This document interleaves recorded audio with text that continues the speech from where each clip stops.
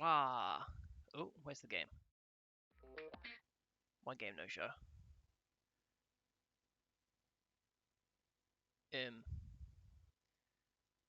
One game no show. Let's see. Everything's turned on. Game should show. How power HD PVR, please. Oh no. Let's try loading the dedicated how power capture software to trick it into thinking that it's running something else. I think we may be in danger of actually playing something worse than that on that stream. But first we gotta get something going on the screen, then we can worry about whether or not it actually runs. Alright, let's just delete this video capture device and input a new one. I suppose that's what happens when you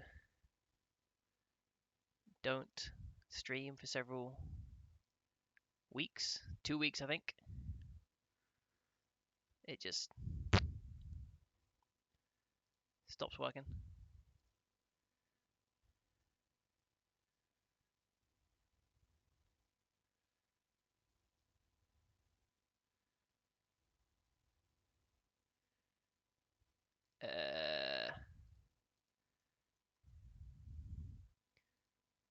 Why the fuck isn't this working?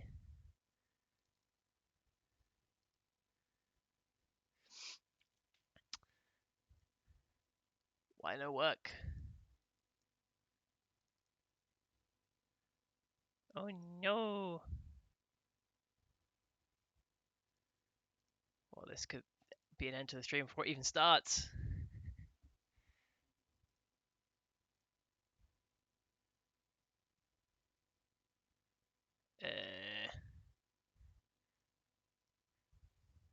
Close this fucking second window. Oh shit. Now I want to go add video capture device. Park HD. Oh, wrong one. Wrong one. Hey, we're back, baby.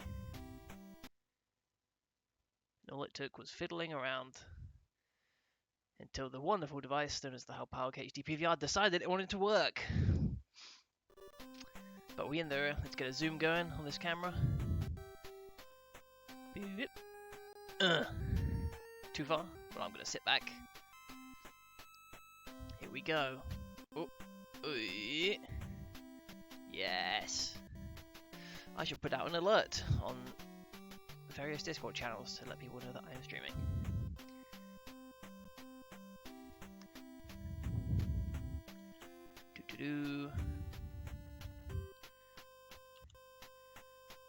Let's see, go down to streams. I beat Elden Ring, so now we can get back to playing real gamers.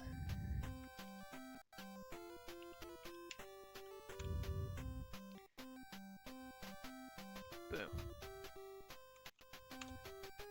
Perfect. Absolutely splendid. So how was everybody today? How has your weekend been? It's about to get even better with the return to the My Arcade Plug and Play 220 in 1. I'm gonna skip Fruit Gift for the sake of progressing. Doubt we really lost much by not seeing the ending. If I had to guess, it would just be an instant snap cut back to the title screen. It was not a particularly sophisticated game to begin with, but what about Wonder Ball? I don't have high hopes going off the name.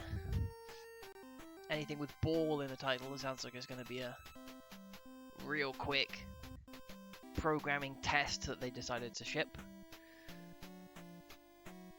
Whew. but I'm glad to get back to it. Elden Ring is all donezo. We have won. I have become Elden Lord. Now it's become the Ball Lord.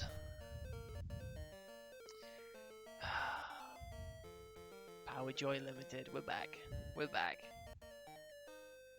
Let's go. Stage 1. What's going on? Am I in control of this? Huh?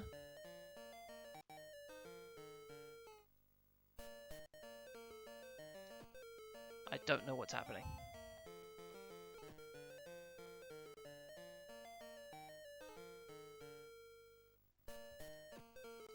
Legit no idea what's going on.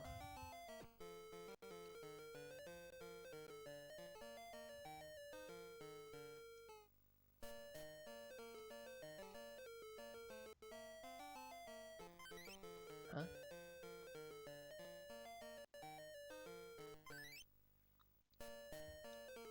I have no idea what's going on. I don't think I can control where the ball goes. Oh my god, is it really going to be this? Okay, I think I might have figured it out. I might have figured it out, and that is... You've got 2 buttons, right? The button on the left. So what if I do that? Okay, you don't want to make... Okay. Still learning, so I want to let that one go. But I push the button on the left when a brown ball goes over a brown hole. I push the button on the right when an orange ball goes over an orange hole. That seems to increase the number of Chinese coins on the left. I don't think I can control, I have no control over which direction the ball moves. I think that's just, it's a reaction test. You need to see which direction it's going, what color it is, and press the corresponding button at the right time. I think.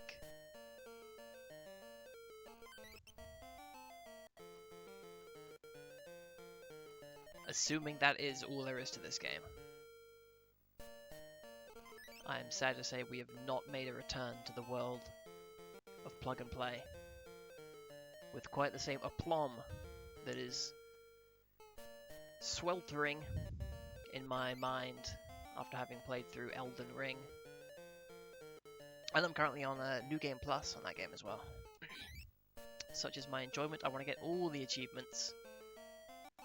And I have them all except for get the various endings, with each ending having its own achievement, which means you have to beat the game several times. But in New Game Plus, I am absolutely decimating all enemies and bosses with my massively overpowered endgame equipment. Obviously that's going to taper out towards the end, but so long as I just go through the crit path, don't bother with any of the open world stuff,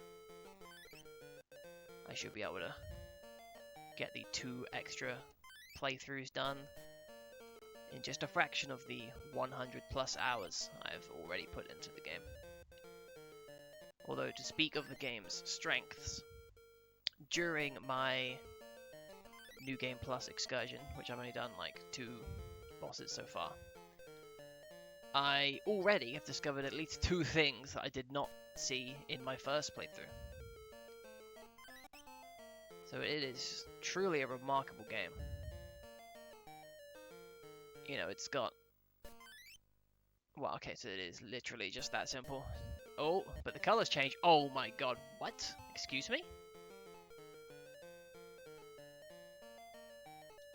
Okay, this shit just got mad tricky.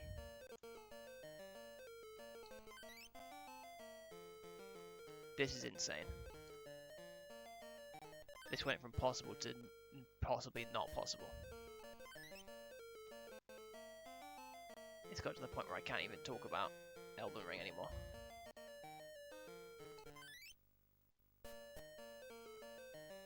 You want to talk about a substantial leap in difficulty from stage 1 to stage 2.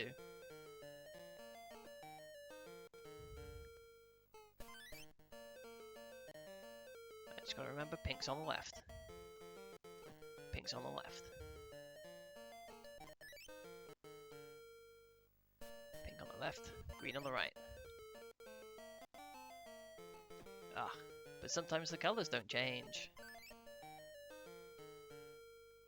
I guess I just gotta make the use of the time. Oh, see that one I would have pushed. Oh man, this is... I mean, it's not quite as in-depth a game as Elden Ring, but it's not going to lose out in the difficulty compartment. Okay, yeah, it's just a matter of patience. There is a significant grace period where time stops and you can confirm. Will that grace period still exist in stage 3? Who knows? Almost certainly not. I mean, what could they do to make this harder, basically? Oops, wrong button. That won't help.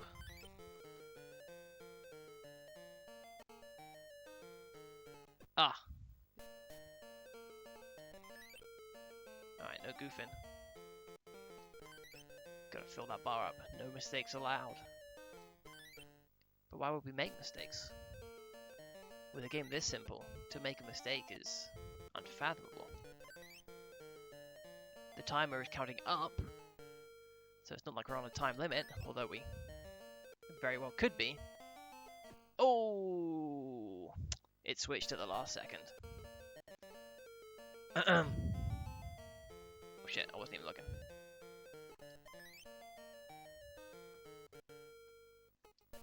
Okay, here we go, here we go. Get back into the swing.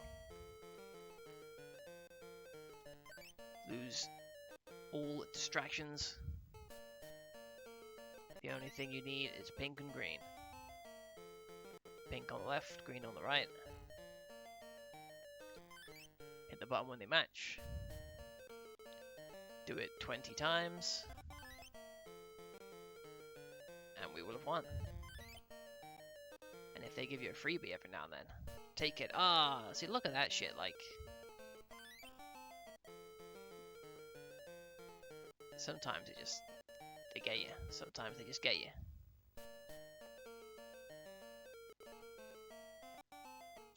You know you've got a good game when most of the supposed gameplay is not pushing any buttons.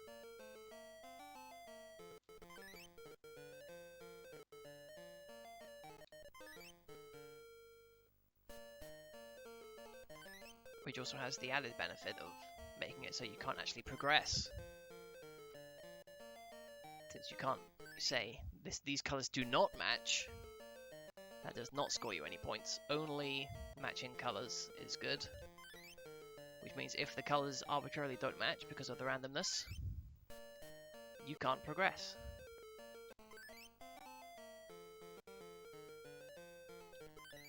And theoretically, since I am 100% sure that this game is entirely random, it is, you know, very much possible that it could just go incorrect, incorrect, incorrect, incorrect, incorrect. Forever and ever and ever. Although probably not forever and ever. Probably for 99 minutes and 59 seconds would be the limit. Or who knows?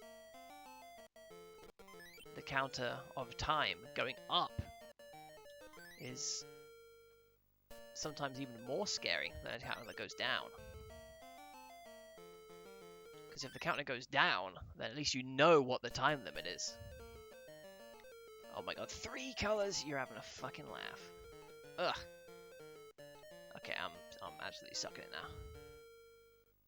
The ball changes color. Oh my god. Black! Okay, this game just got absolutely nuts. Okay, this game just got possibly impossible.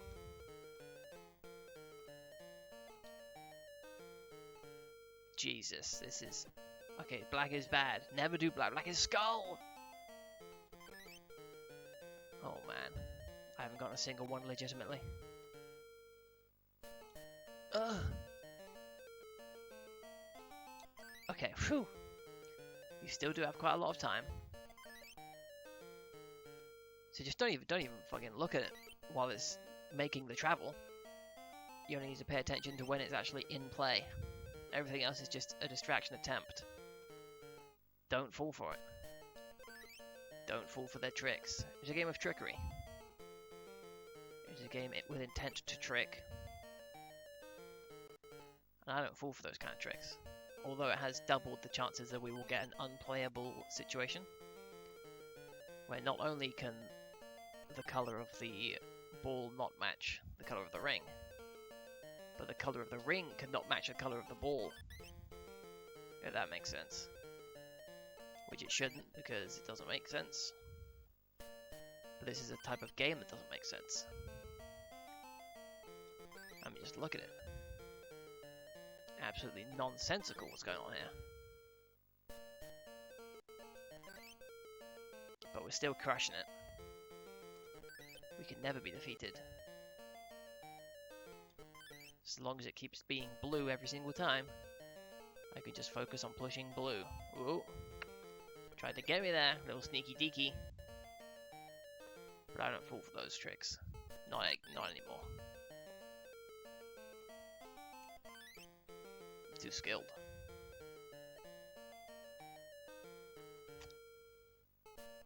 Boom. The hits keep coming. Oh. Trying to throw a black my way. Don't create the black balls. Sure, there's some sort of bowls reference to be made there, but alas, I am less than 90 years old, so I do not know anything about bowls. Cool. Stage 4. We're rocking it. Okay, what's the trick here? Is it just stage 1, but again, it's looking like stage 1 again. Oh man. Oh, what happened there? Did something happen, or did I just imagine it because I was hoping something would happen that would mix up the gameplay, and I looked away? I do appreciate that this is the kind of game where you can literally just look away and not miss too much except for a couple seconds off the clock. And the clock's ticking up, so, you know, that signaled to me that I can spend as much time as I want. I can goof around, I can talk about completely other games, I can occupy my mind solely with thoughts of Elden Ring. It's like I'm playing Elden Ring right now in my own head. And wouldn't you believe it, I'm absolutely destroying that game. Not taking any damage. Getting the parries, getting the backstabs. Okay, I don't even need backstabs. Just run up to the enemies and slash them. And because this controller doesn't have any trigger buttons, I can just mime playing Elden Ring.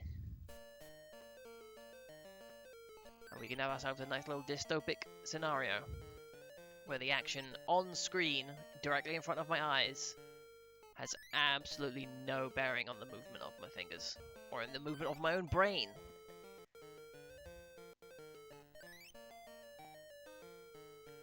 Such is what will happen to you if you play my arcade plug-and-play games for too long. Your brain will create other games out of thin air in order to save you from... Okay, what's going on here? This is... all potential avenues of challenge have been erased. It's only sending brown balls and only into brown holes. Brown holes. But, like poop. Like if you shit and neglect to wipe. Or just, you know, through stainage. Okay, but what is going on? Did the game... This seems like a bug. I'll take it. Wish every game had this kind of difficulty.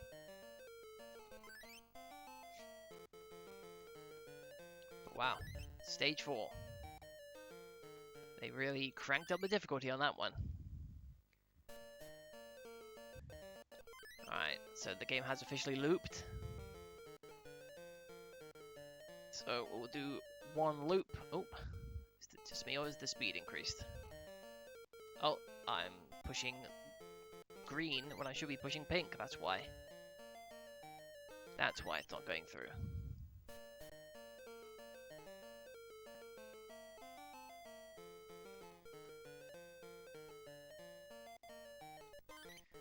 Oh boy, well we have seen everything there is to see in this game. Now it's just a case of getting a couple loops in until such a point as we either get tired or the game not even comes to an end but just stops, as is usually the case with these type of games. They don't end so much as they just stop. And really the game has already stopped. You know, we have beaten the game. They have nothing new to show us. But sometimes the program will cease to function, which I like even more than having a regular ending in some cases. Particularly for games like these, where it's obvious extremely minimal amounts of effort have gone into it. You know, it's sort of like, I don't have to dignify that this was an attempt to create a real video game, because they're not even going to do that much by giving it a real ending. Whereas if you get a game that has like a full-blown like opening cutscene and different levels, and you know, it seems like they've tried a little bit, then the lack of an ending to round out the package shows that actually they weren't trying that hard. They were phoning it in, front-loading all of the quality of their game, and oftentimes not even designing an ending outside of, you know, like a cutscene or the words at the end, but like a final, like a conclusion, that's what I mean to say. These games don't conclude, they just stop happening. But this game is still happening. And so for as long as it is, we will continue to play. Because, props to them, there doesn't seem to be any time limit. As long as you don't make mistakes, you can keep playing the levels forever. And they add multiple lives for the one time where I did make a mistake.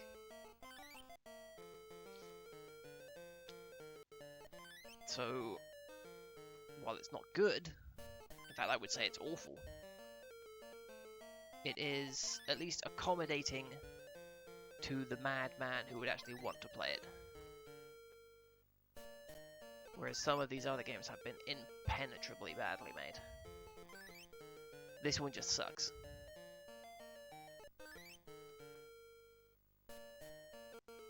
Which still makes it one of the... puts it in the upper half of games, maybe? Well, probably not.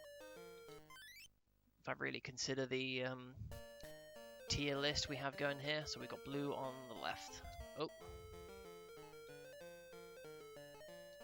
Okay, here we go. Gotta mentally adjust to the new levels. Blue on the left, red on the right. Nothing matters except when the point of contact is made. So don't even look at anything else. I have to say I do not appreciate them not changing the colour of the wildcard ball to actually match the colours of the levels.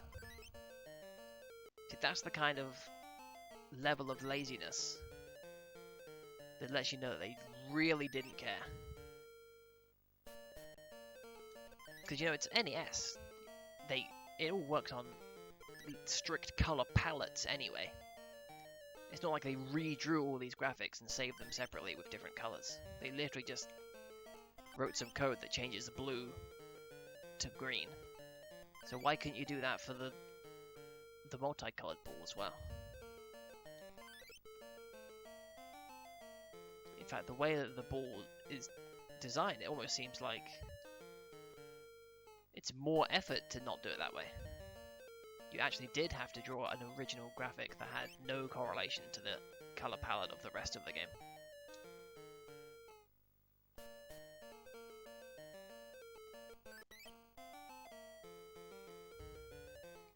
But then, you look at, and this is the first time I've actually done this, hello Nenquil.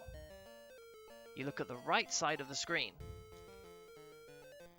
and you realise that this was almost certainly originally a two-player focused experience. That this particular plug-and-play device, only supporting one player, stripped out the two-player mode, wherein presumably the player on the left would be blue and the player on the right would be red. And it would be a race to see who would match up, which of course given the completely random nature of how things work out, would be completely unfair, as we saw in the previous level, where it was brown every single time. Like, if you were playing that multiplayer, well, I mean, first of all, if you were playing this multiplayer, then you almost certainly did not have a good selection of games to begin with. But it's like, why would you include this on your list of games to put on this particular device when it doesn't support multiplayer? And it's not the first game to do this. Oh, that was actually, I pushed the wrong button, but it didn't. I was too slow to push the wrong button, so it didn't register.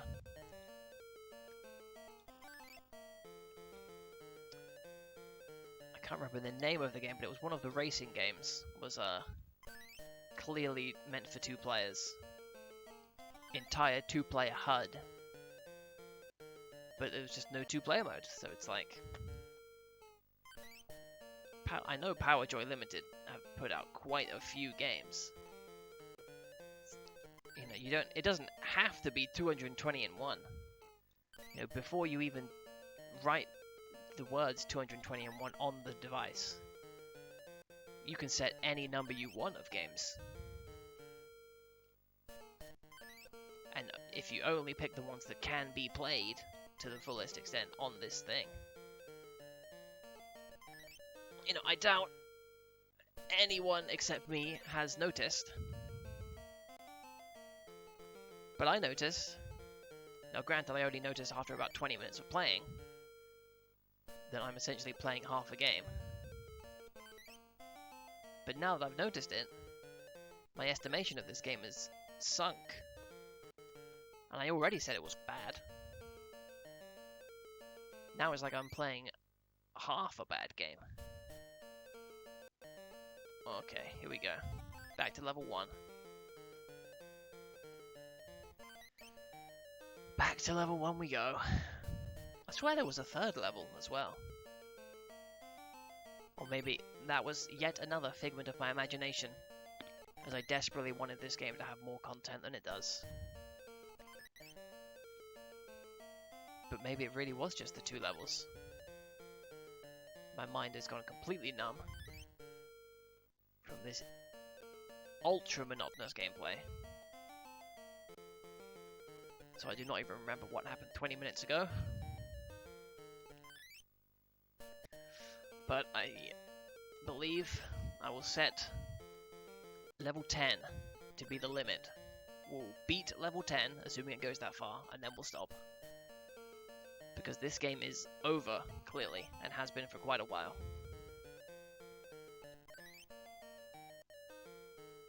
And the plug and play does have a history of games that loop continuously, or so you think. You know, you beat level 1, good. Beat level 2, good. Beat level 3, good. Then level 4 is level 1 again, and you think, okay, this game's just going to continue forever. So then you beat level 5, which is level 2 again, and then the game ends. Which is weird, because it's like, why not just stop it after 3 levels? Like, if you have 3 levels, you don't need to loop them. You know, it's not like anybody's playing these games. And this is the same thing that happened last time we played brown and yellow. It is brown every single time. It goes into a brown hole every single time.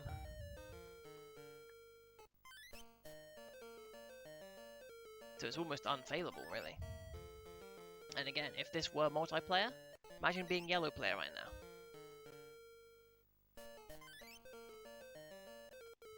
It would be like one of those Penn and Teller games. You know, the Ooh, now this is gonna stump me.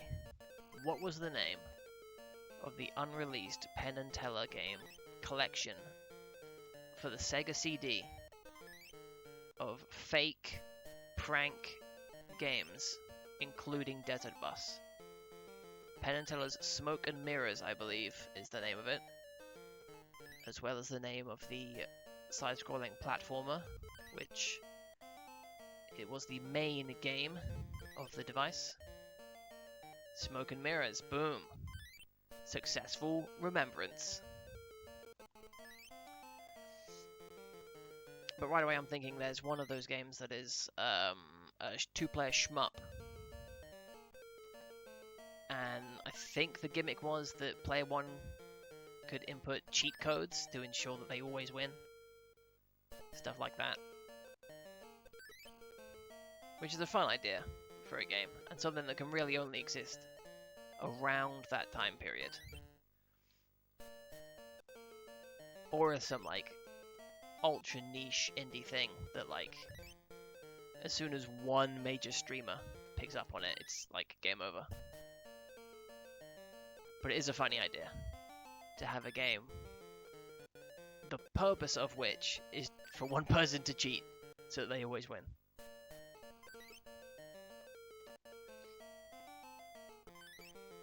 What other games were there on that thing? So you had Smoke and Mirrors, the side-scroller. You had some sort of shmup where player one can cheat to always win. You got Desert Bus.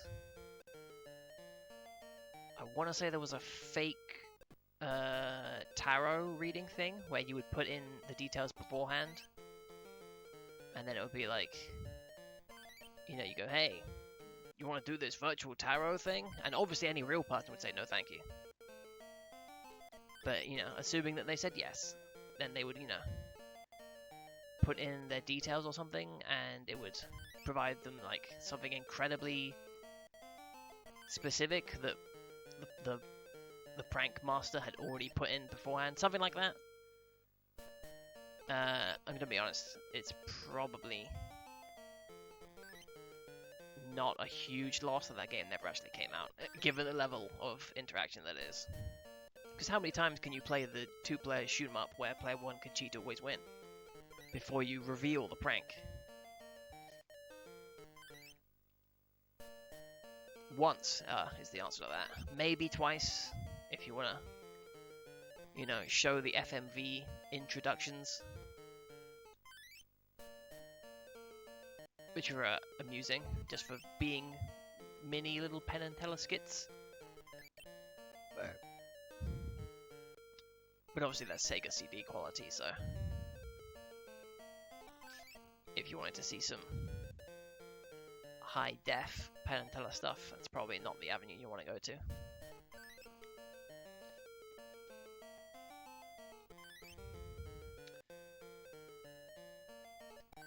But still, even despite not actually being released, and if it would be released, it would be released on the Sega CD exclusively. It still remains one of, if not the most interesting licensed games based on real people. Okay, what was the deal here? We had to only pay attention when the point of contact is made. And you can pretty much focus on blue because it seems to land on blue more often than not. Got it.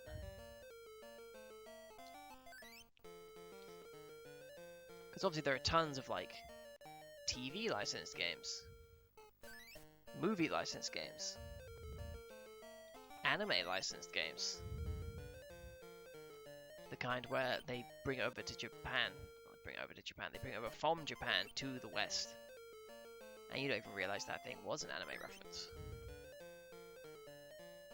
Like a friend of mine had, way back in the day, on Dreamcast, a little game called JoJo's Venture. A 1 versus 1 tournament fighting game that we loved. It was great. And then several years later, I realized that, wait a minute, this game is based on a massively successful and influential series of anime and mangas.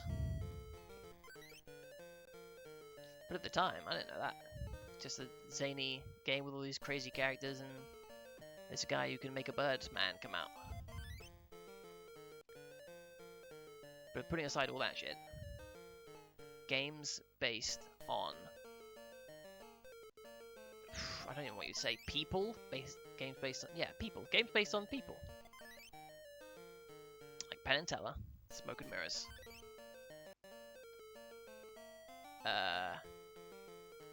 Revolution X, featuring Aerosmith. Another absolute shit stinker of a game.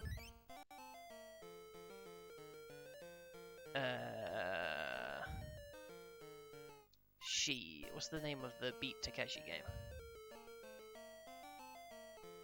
Oh, Takeshi's. No, it's not Takeshi's Challenge. Or is it Takeshi's Challenge? I think it is Takeshi's Challenge. But that's not a game where you play as him, though, as far as I can tell. He just wrote the script. Although, to be fair, you don't play as Aerosmith in Destination X, Revolution X, either. Destination X is a professional wrestling pay-per-view name. But they do feature heavily, with digitized audio and visuals of the band members, who sound as disinterested as they possibly could to be providing voiceovers for their own game. Takeshi's Castle, I would say, is a TV show-based game, though.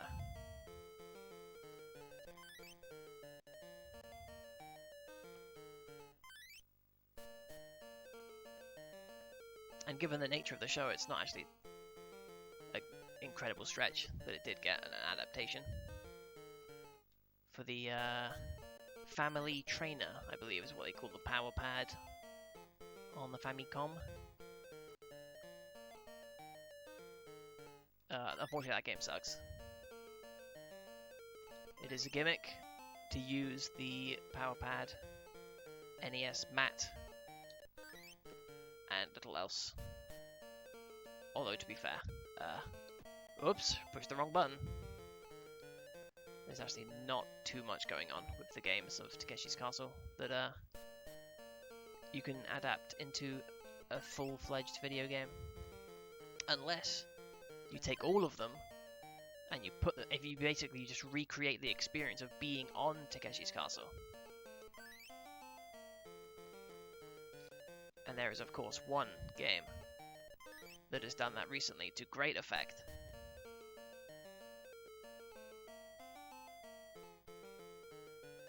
And if you can identify that game, you'll win the prize of me saying, well done.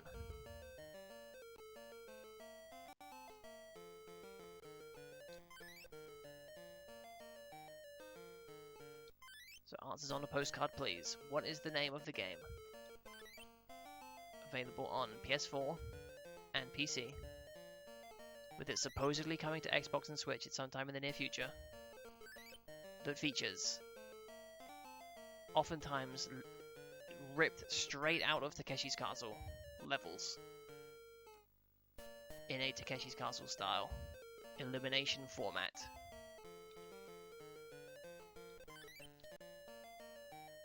Wherein groups of 60 players, maximum, must get through zany challenges in order to become the winner. What was the point of winning Takeshi's Castle? Just money, I think? I never ever saw anybody win, at least on the Craig Charles narrated British version. But I presume it was just a cash prize. But it's, oh, see, look, oh my god! Mwah, mwah, mwah. An actual ending, kind of. And I got the top score. Unfortunately, they did not put in any developer times for the high scores with fake names, because that's something a real video game company would do. And they didn't even play this game all the way to the end. I guarantee you that. They just crossed their fingers and hoped that this screen would show up as programmed after 10 levels.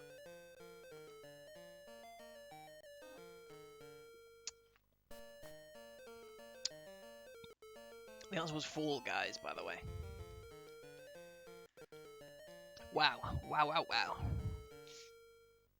I'm actually very, very impressed that this game has not only somewhat of an ending screen, but that the score, the time counting up, actually meant something.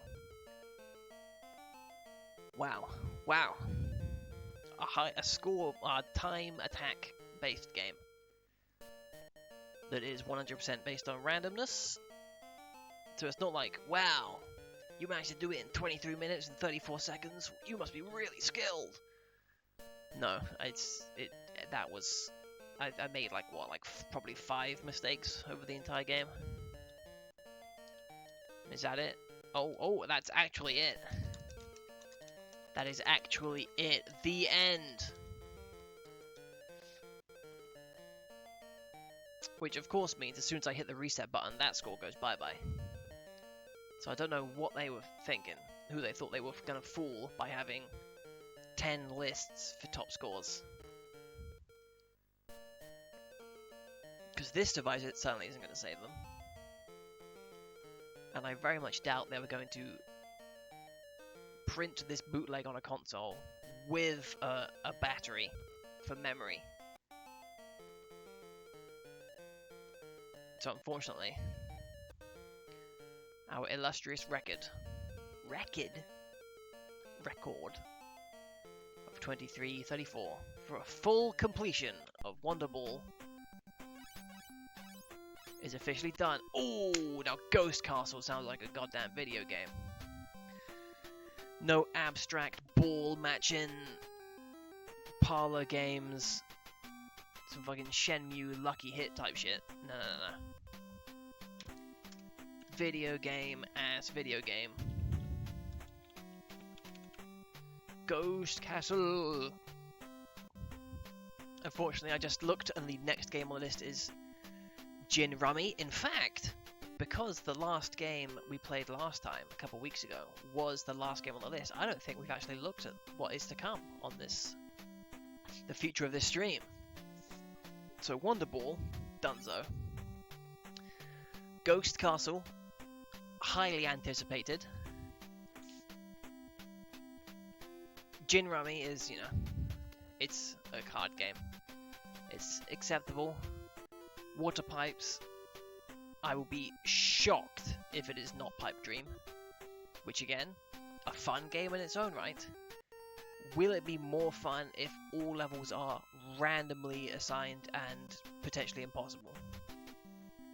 We'll find out. Go Fish, oh man, they are 2 card game simulations on the same page is not great. But Golden Bird, that sounds good. Probably just a really basic space style shooter. And then Robot Tank.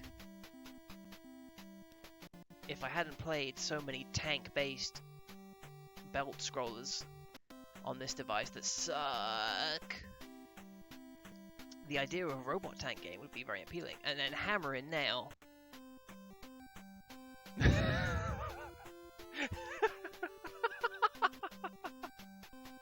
Hammer and Nail. It sounds like something a highly impoverished family would say, like, Dad, can I get a new video game system? No, we've already got a game for you to play. It's Hammer and Nail. Do you want to play Gin Rummy? I've got an idea. How about you go play Hammer and Nail? Oh, what's that? You get this hammer, and you get these nails, and you hammer the fence around our house.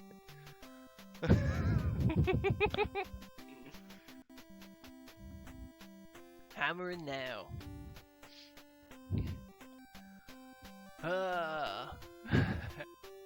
Like hoop and stick, trying to make the best of a bad situation. Don't have any card games, don't have any video games, don't have a football, don't even have a hoop and stick. But what do you have when you're a kid in the 1950s, in the middle of nowhere, USA, Iowa? Got Hammer and Nail.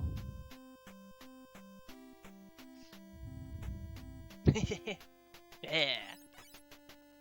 Hammer and Nail do sound like the most edgy of the failed PlayStation 2 era platformers. You got Ratchet and Clank, kind of kid friendly. Jak and Daxter, going a little bit more edgy, a little more young adult, a little more teen. Then you got Hammer and Nail. Alright. Let's go to Ghost Castle. Ooh, okay.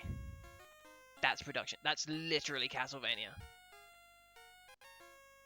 It even has the little bridge that connects the two areas. That is straight up Castlevania.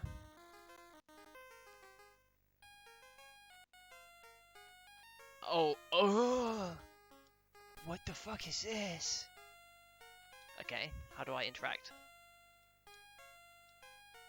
Can I shoot downwards?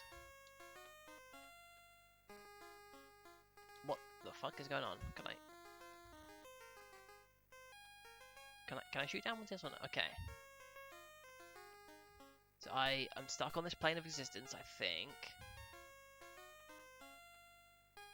And basically,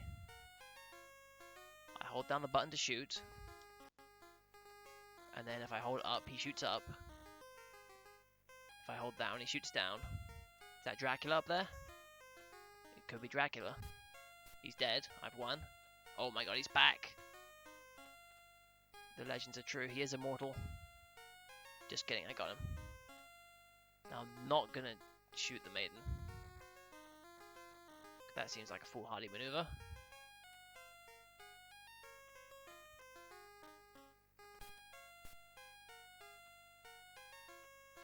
Now doesn't this music just scream Ghost Castle? Wow, that was it. Just like survive? Get 10,000 points?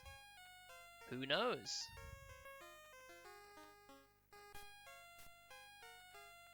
Okay, what if I go turbo? Turbo is actually slower than just holding the button down. Oh, I was blasted. You cannot actually just ignore the ones at the bottom forever, unfortunately. You do have to play the game.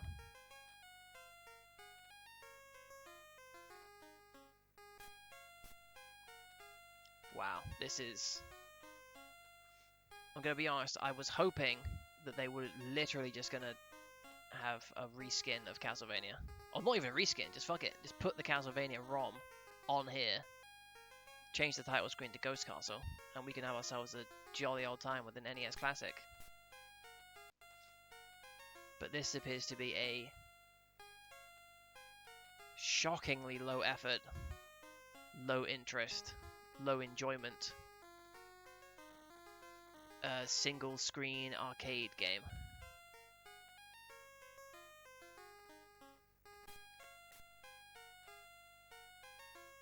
Okay, I'm noticing now that there is a bar at the top of the screen which decreases somehow. I haven't been paying that much attention to it, but it went down. Is it the number of times I kill Dracula? I think it is. I think it's just survive until Dracula shows up and then blast his motherfucking ass. Let's confirm the theory. Yes, it is. So if Dracula's not on screen, everybody should be saying, "Where's Dracula?"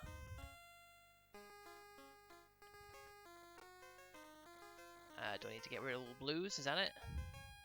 Shit. Nope. Ugh.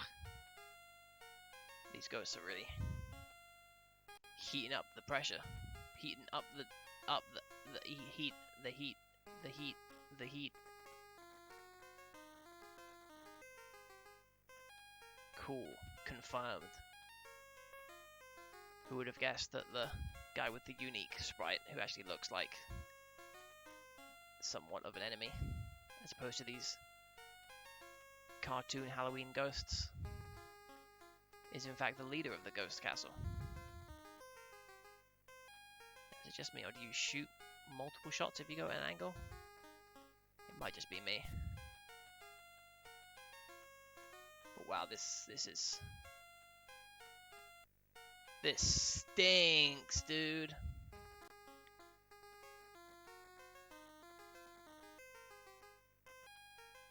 Hey, there's a blue one on the bottom now.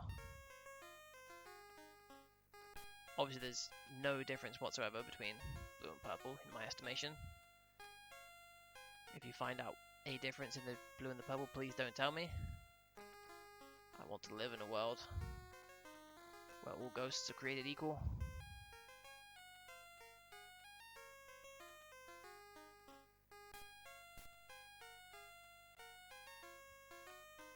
But man, like,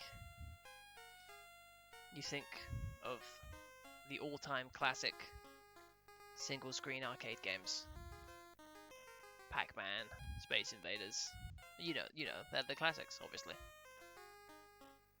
And they have a timeless quality, where the simplicity of the game is one of its biggest strengths. Did that? What? I didn't even see what hit me there.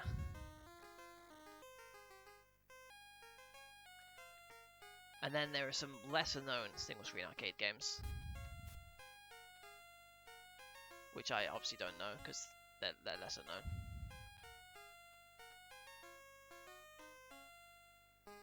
And then you have stuff like this, where imagine it's 1982. Your choices for the video games are extremely limited. You're in the arcade, the video arcade, and you see this. 0 plays ever. Can we pause? We can pause.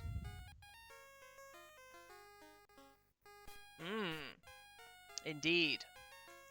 I would even say that the free game creation assets are better than this entire package so far.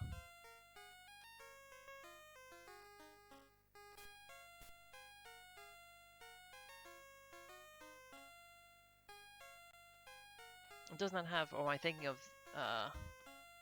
the Humble Bundle, which has Game Maker Studio and I think multiple other pieces of game creation technology actually. I think RPG Maker is on there, and like various graphics and sound creation suites. And even those software that have no actual games in them to begin with are better games than this. I'm not even talking like, oh, that's because you could just make your own game. No, I mean those assets without any gameplay tied to them are better games than this.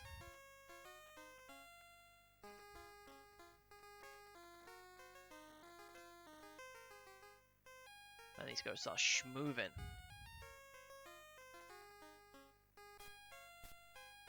All I want to know is where the hell's Dracula? There he be. Speak of the devil and he shall appear. Speak of the ghost and you should get spawn camped by a ghost. Oh no! Is he gonna stay on screen? Get back here, please! Ah! Missed my chance.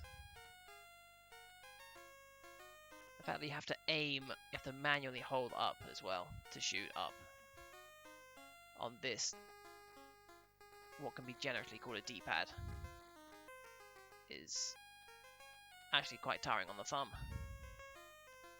I probably don't need to be putting as much pressure. So let's try ease up. No, it's not possible.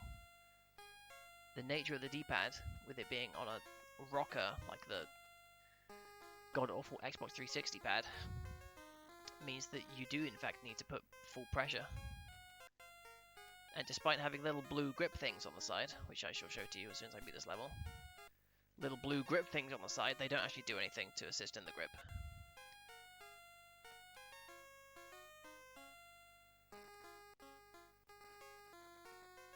It's just not an ergonomically designed device, I'm afraid.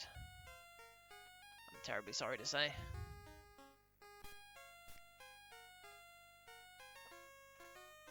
I mean, that should have been obvious, just by the fact that they took a mold of... I don't even know what controller this would be a mold of, because there's no triggers on it. Well, it must be an Xbox 360 controller, or equivalent, because it has a space where a analog stick would go. But there's no analog stick, there's just a little blue lump. What if I should try shooting the maiden? Let's fuck it, let's do it. Have something to do. Boom, haha. Am I getting points for this? No. There appears to be no reason for that young lass to be walking on the bottom rung of the ghost castle. but I'd rather have her there than these ghosts. Now, when this game first started, I was thinking this was going to be a very fast-paced, engaged, single-screen action game where you would jump up and down between the platforms.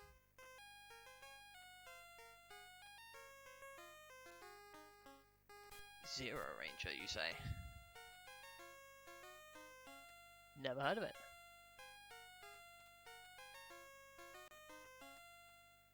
But I suppose for the price you can't really complain. Also the charity benefit of course is the main appeal.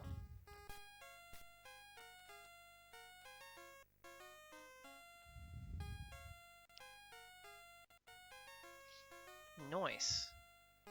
Good to hear.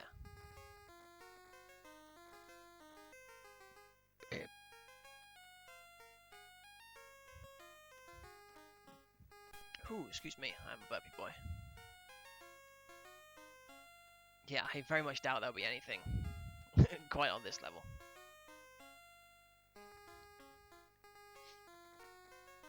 But can't you just picture it?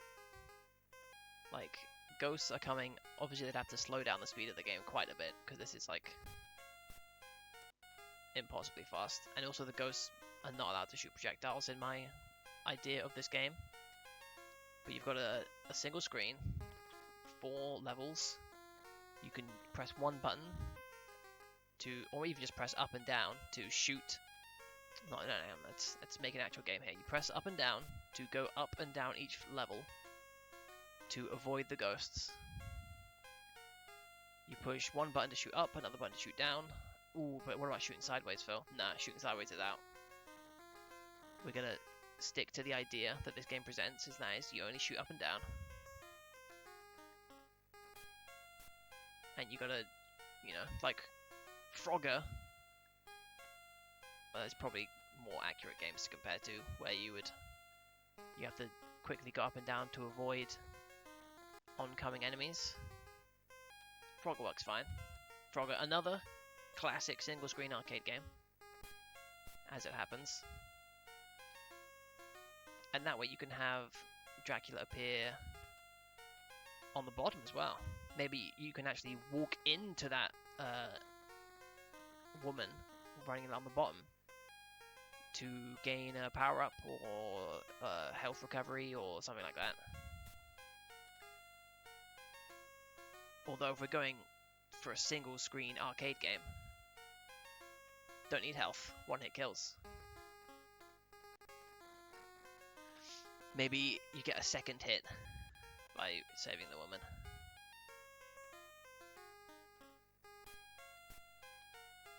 Now, would that take...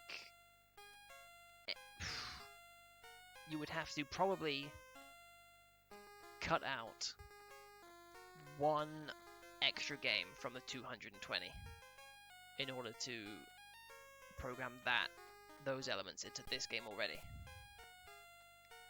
But it would have the added benefit of turning it into an actual video game.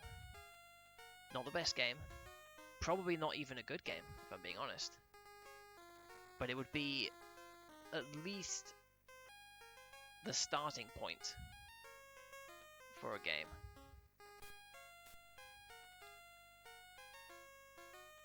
This game doesn't even get that far. Although I have to say, this device, for all its failings,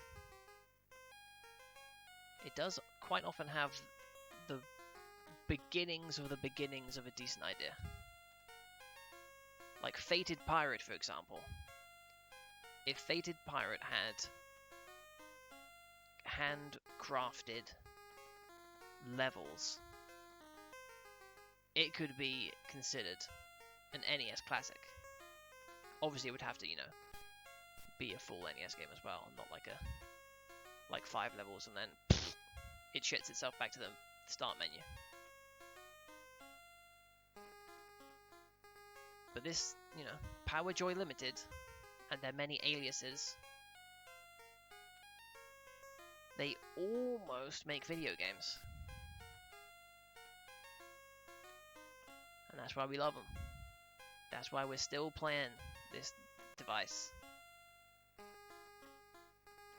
Because there are some good ideas here. But they never, as of yet, stick it all the way. There's always 1, 2, 20... Well, there are more bad things than good things about the games. Perhaps it'd be better to say that there's always something about these games that makes them interesting. Not good, not enjoyable. But you can see how they could be good and enjoyable.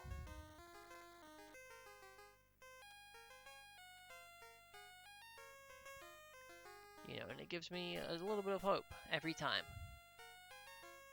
Whenever I start up a new game, I'm always thinking, could this be the one? Could this be the cheetah men of this package? Could this be the one game that's actually kind of decent? Although, to be fair, Cheetah Men is on par with some of the games on this device.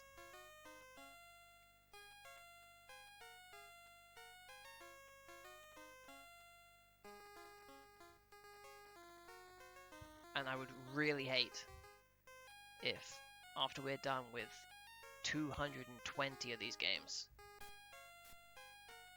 if the most mechanically involved game is a bootlegged ROM hack of a Mega Drive Tom and Jerry game, where they split the Tom and the Jerry levels into 2 separate games and changed Tom and Jerry into cavemen.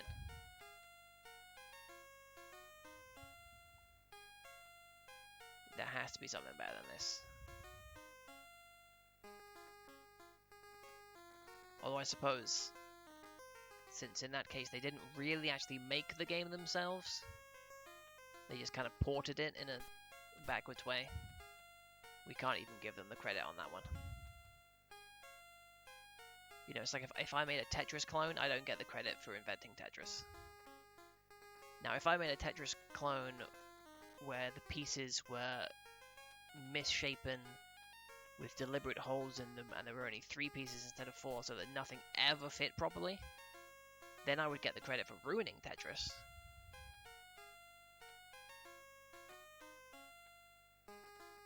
But I would rather they just put Tetris on here instead of falling blocks. And hey, there's still just under 200 games. There's more than enough time to put actual Tetris on here. There's more than enough time to put actual Castlevania on here. I mean, if you're going to use the image of Dracula's castle, why not just go all the way? And is it just me? Or is it, since my decision to arbitrarily just walk back and forth shooting my candle flames, have the enemies completely stopped even trying to hit me with fireballs? As though they can only begin to shoot me if I leave myself in one space for them to lock onto. And so just by moving back and forth a little bit, I've rendered the game unlosable.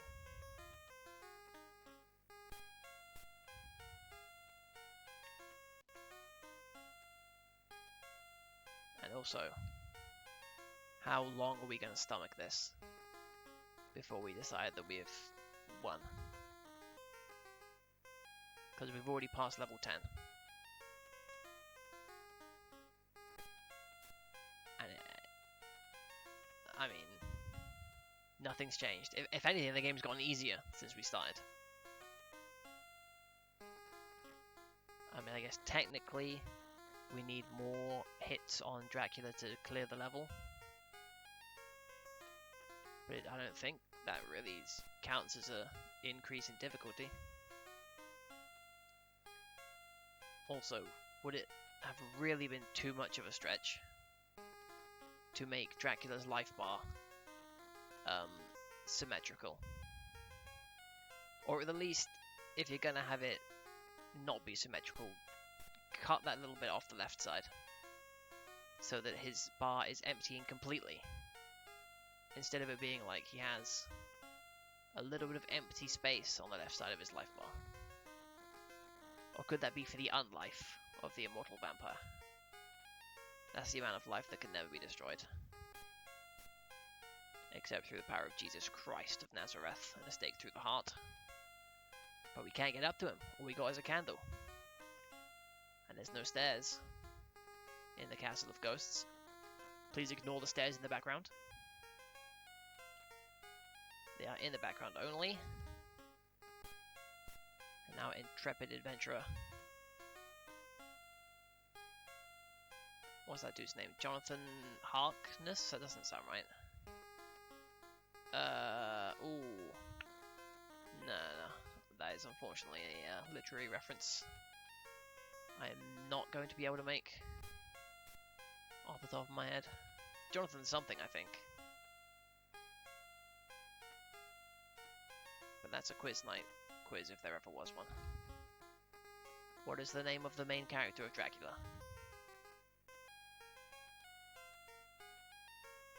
Here's where it turns out it's not even Jonathan something.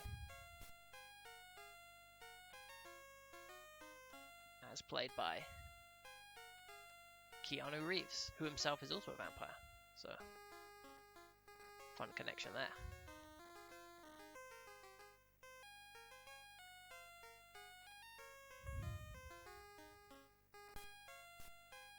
I'd also like to shout out the music of this game. See, his life bar didn't even drain all the way. Maybe that's because he's Dracula. Maybe that's because he's immortal. You can't drain his life all the way. That's the whole point. He is undying.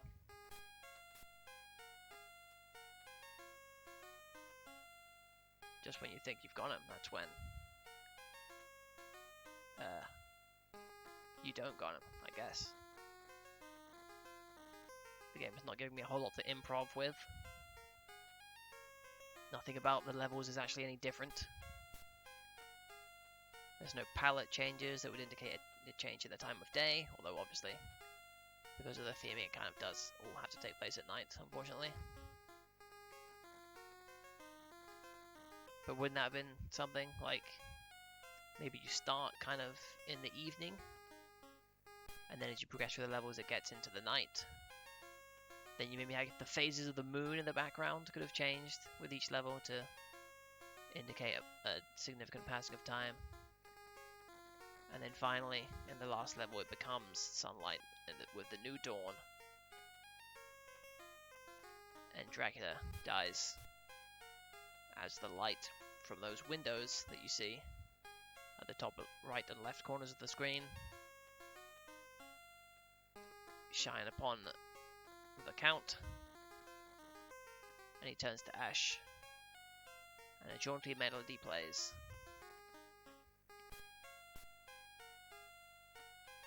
Now, I'm going to be fair, that probably would have to knock off 2, maybe even 3 more games from the 220 in 1.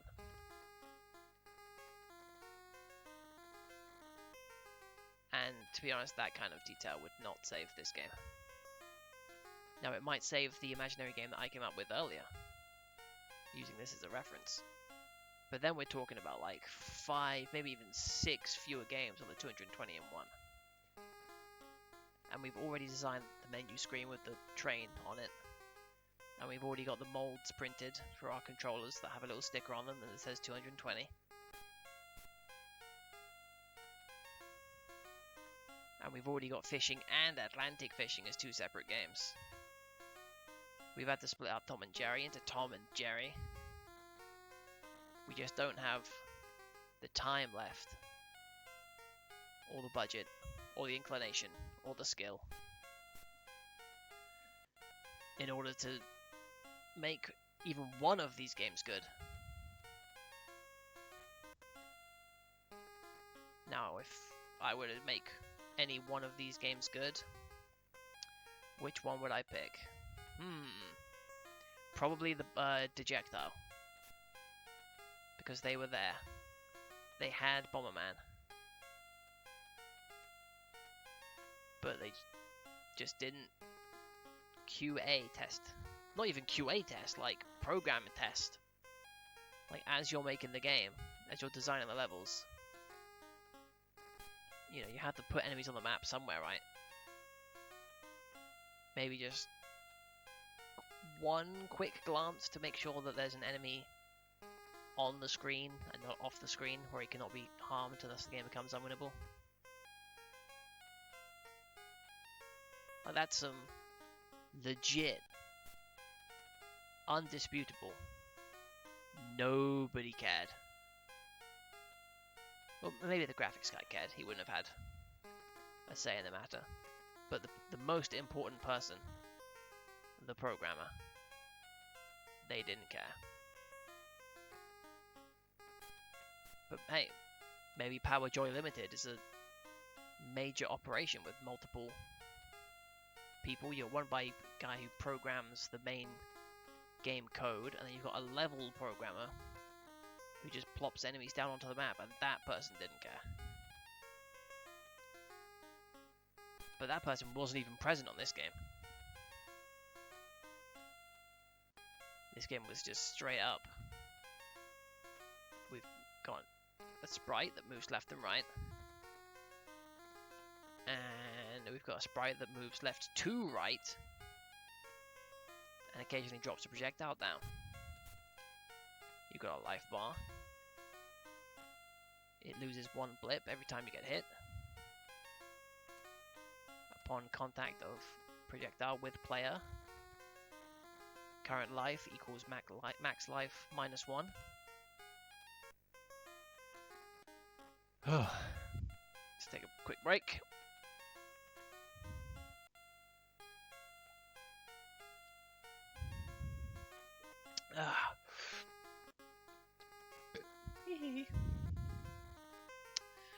And now, unfortunately, does come the time where we have to start thinking about when are we gonna cut this game loose. Because it can't be 99, unfortunately. There's not even the hint that this game might change at all, or come to a conclusion. I mean, despite having that life bar at the top as an indicator of how well you're progressing, it doesn't actually match. The end level ends when he's got like 4 life left or something.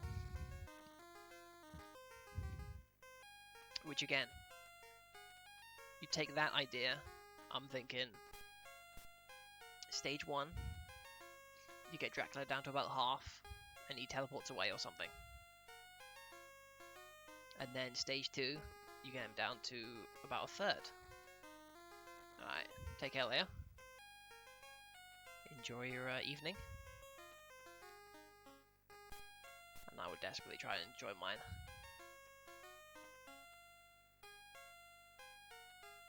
I do quite enjoy talking the shit about these games, to be fair.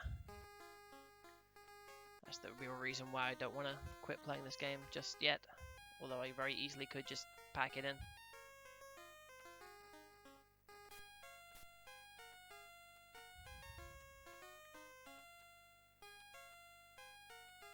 But there are some games where you get a pretty good idea that okay, they are aware that they don't have much content, so they're only going to let it go for like 10 levels, for example, like with Magic Ball, Wonder Ball, I should say. I apologize to Power Joy Limited for misnaming their game. It is Wonder Ball. And they knew with Wonder Ball that they do not have enough for an entire game. In fact, they only have 2 levels. No, they did have 3 levels, because it started off with pink and green, and then after a while they just got rid of the pink and green. Wow, what a strange thing that was. Very interesting. Wow. Anyway, I've completely forgotten what I was talking about. I I just surprised myself that I was able to actually remember something that happened in Wonder Ball when I forgot about it as I was playing Wonder Ball.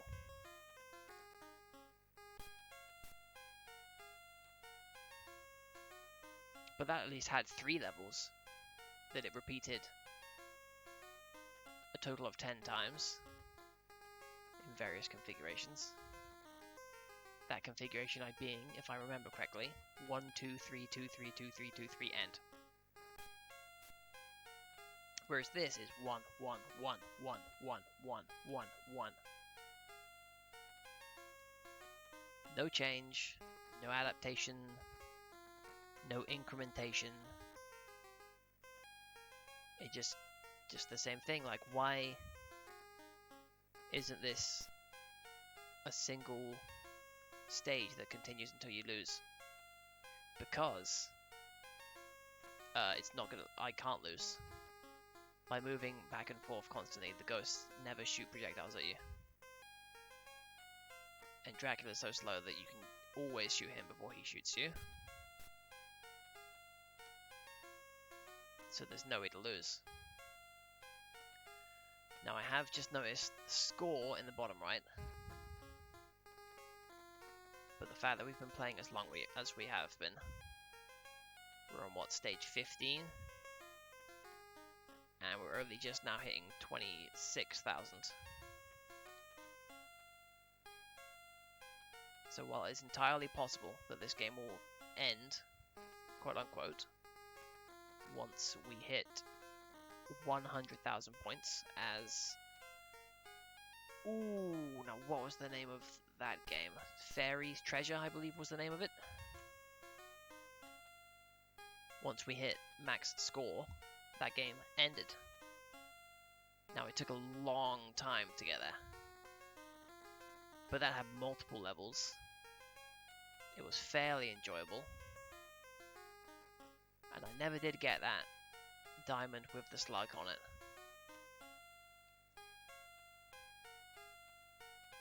Whereas this, there's nothing to not get. And it's far too slow paced. And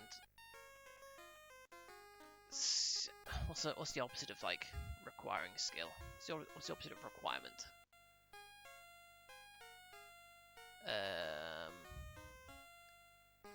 I don't even know. Skill negligent? There's no skill involved is what I'm trying to say. So it's like, you know, can I possibly play better in order to get a higher score faster? So that we can get to 99999 points and see if that makes the game end. And not just because, like, it crashes because it doesn't know how to handle too many digits on screen. But because the developers decided that that was the point, at which point the point of the game had been to point into the point and then point into the point. If you get the point. So tell you what, I'm gonna beat level 20. And then this shit's got to end.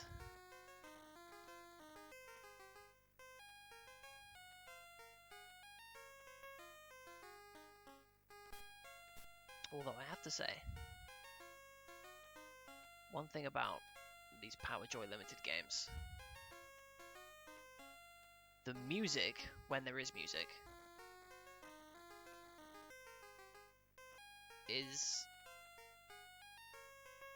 bad, obviously. It's a single track, very few points of instrumentation. I think this is just the 2 melodic tracks. But the music is crafted in such a way where there's nothing going on. There's no, like, discernible melody. Well, obviously there is a melody, it's all melody. But it's nothing, like, catchy, nothing that, you know, comes on, a refrain, no, like, chorus structure. You know, nothing to it. It doesn't even like loop properly. But because of that, in a way, because the music is so nothing, it doesn't get annoying. Like, it doesn't even really register in my brain as music as I'm listening to it. It's just like a series of like beeps. And again, not in an annoying way, just like in, yep, that's happening. There is sound being played into my ears right now.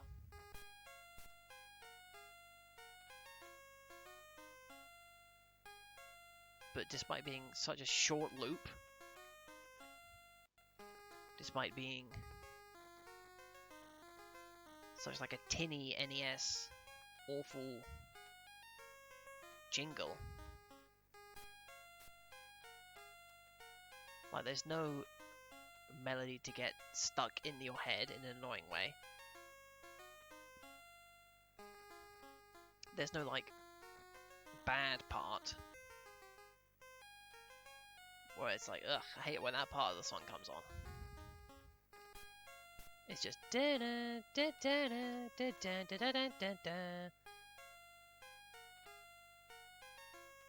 Like if you were just fiddling around, fingers on the piano, the keyboard, let's say, trying to come up with, you know, an NES style sound. You haven't actually started writing any music yet. You're just getting into the zone with a couple tippity taps. And it's all trash, obviously. But it's not even trying to be good music. That is what this is.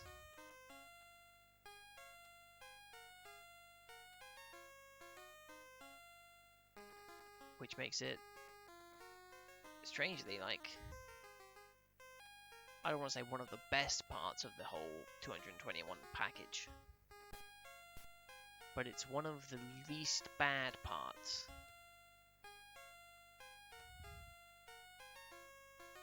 You know, if it's a 0, it doesn't go into negative numbers. An incredibly complex mathematic evaluation there. 0 is not a negative number.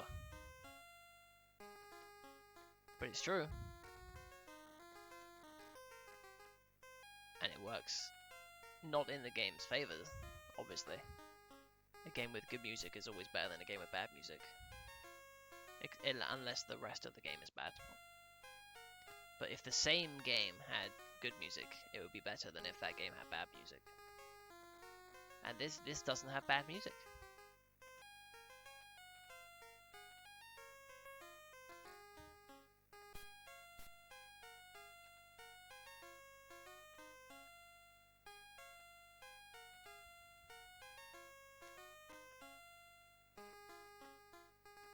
But it also doesn't have sound effects, which is kind of strange. Because they're leaving like the percussion and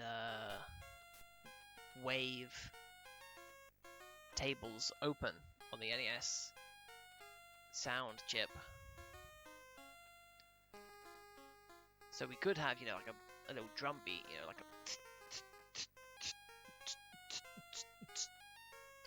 but we don't.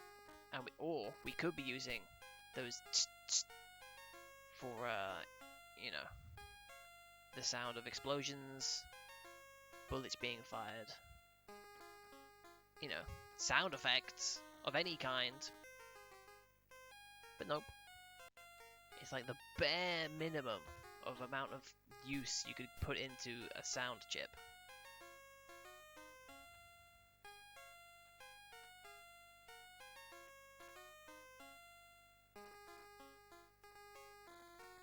I wonder if there was a technological restriction in place where like we've got to make this compatible with the absolute shittest Famiclones you can imagine. So even if we only have a timid approximation of the complete NES sound capabilities, even if we can only get the most one melodic channel,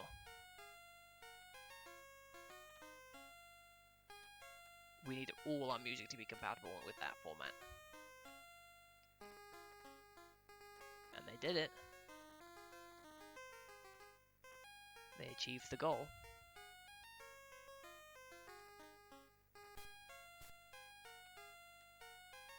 Actually, I think this game does have percussion. It just only shows up like for half a beat right at the start.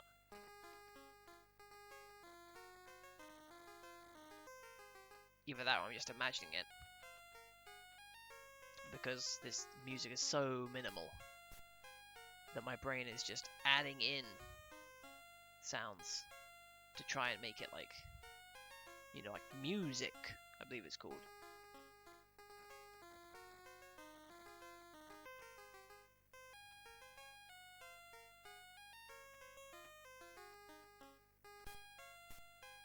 No, it definitely does.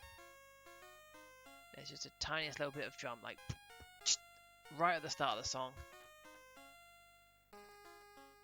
and then it just goes away. Like,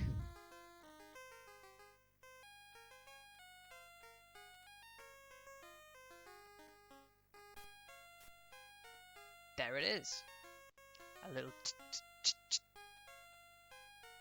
like they wrote the first beat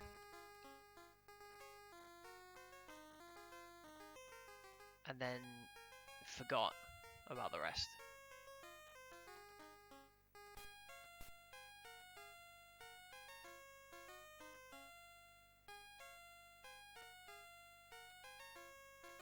Dracula, where you at, man? There he is. Been playing this for what, like half an hour maybe? It feels like half an hour. Still no idea what caused him to show up. Probably nothing. Probably absolutely nothing at all. Like everything else, it is just random.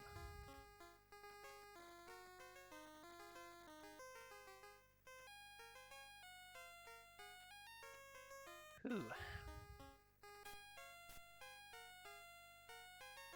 Okay, now that I've noticed that little audio complexity, not complexity, anti-complexity,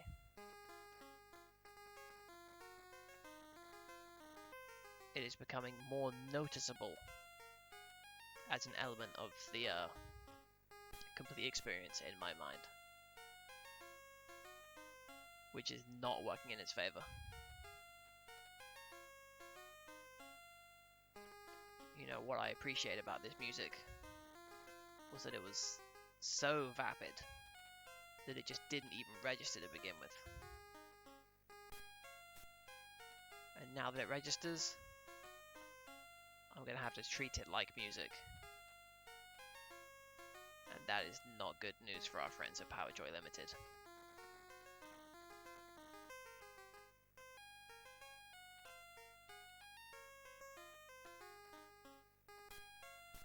And still, after all this,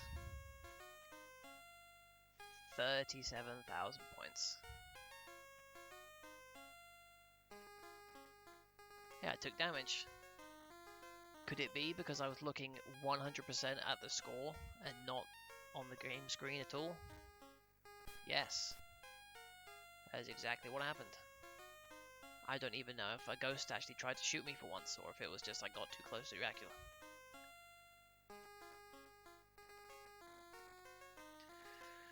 Damn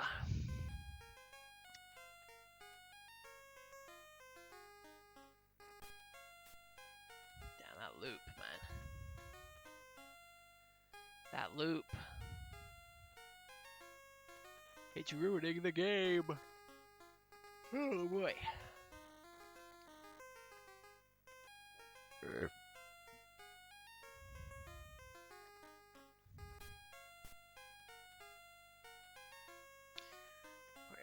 about just past 9:30, so if we take this to level 20 Next up will be Gin Rummy, which is just a straight up card game.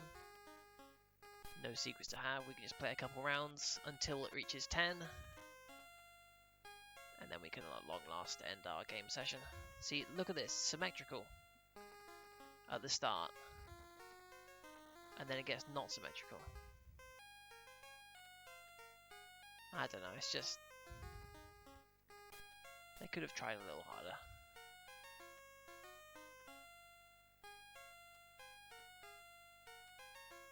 They could have tried a little, actually.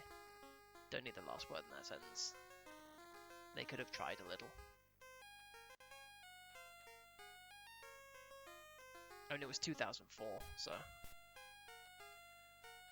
The PS2 was already out this time.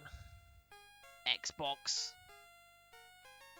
People were playing video games over the internet. Meanwhile, Power Joy Limited is putting out this.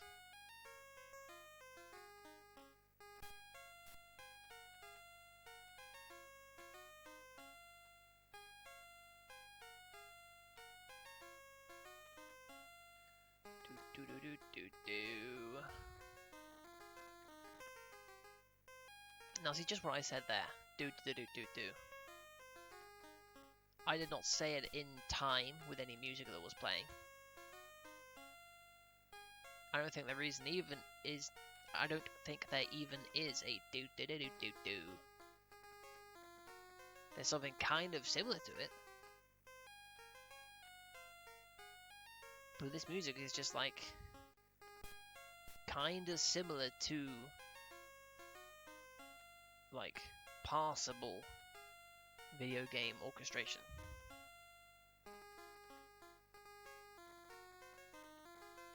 So like my own brain had to come up with do to just try and make the music sound like music.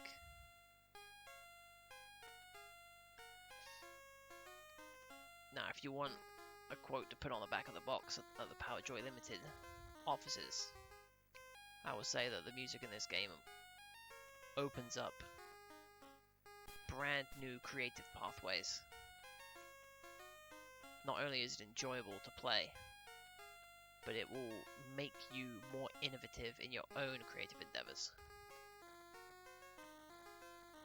I mean, just in the course of playing this game on stream, I have, in my own mind, designed a sequel to this game that is better in every way. Alright, stage 21, I'm done. Get the fuck off. Get the fuck off!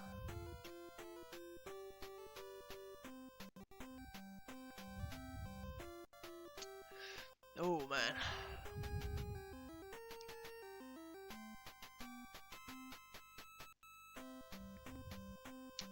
That was rancid. That was among the worst.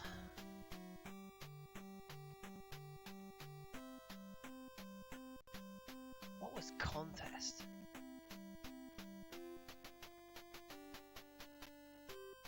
What was cookie? Okay, Cookie Labyrinth I remember. What was contest? Oh, generic. Oh my god! Okay, I remember contest. Okay, never mind. Never mind that. Gin Rummy. Let's go out. I do not want to play Gin Rummy. Okay, you're not allowed. Wouldn't that have been something if you could just not deal yourself in? Nice little animation there. Only 2 players. Ugh, alright. Again, listen to this music. Let's just take a second to appreciate.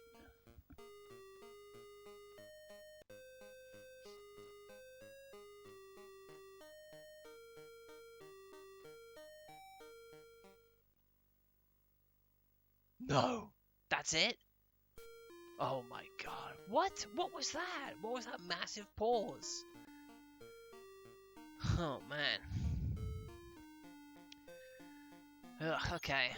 How do you play Gin Rummy? You need 3, 4, 5, 6. Yep, give me the 6. What I want to discard? I want to discard. I've actually got kind of a good hand going here, that's the thing. Do I want 5, 6, 7, 8, 9? Or do I want 7, 8, 9, 10, jack? Well, let's just get rid of the 5. Get rid of the 5. 5, 5. What's that king doing there? I don't know what that king's doing there. What is that? Can I check anything? Let's get the jack, obviously. Wait, have I just won?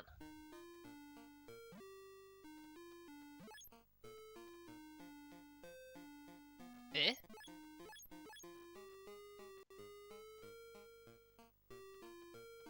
Maybe I'm misremembering the rules to the game.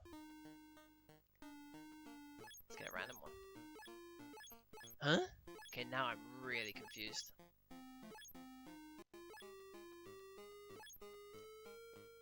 What? I don't know. Okay, I don't know how to play this game. I thought I knew how to play. I do not. What's that 9 doing there? That's what I want to know. 9? Knock! Huh? What the fuck is this?